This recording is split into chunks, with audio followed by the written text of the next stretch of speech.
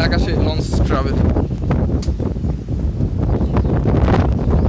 ভাই এই মেঘলা পরিবেশে লঞ্চের মধ্যে করতে দারুণ লাগে না?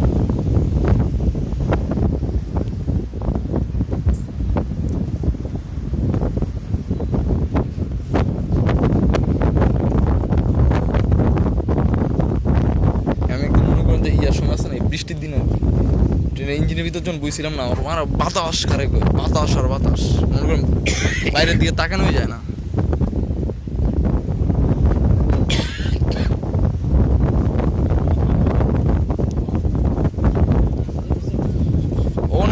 অনেক বছর 7-8 বছর, আরো বেশি আগে যাতায়াত হইতো লঞ্চে আমাদের।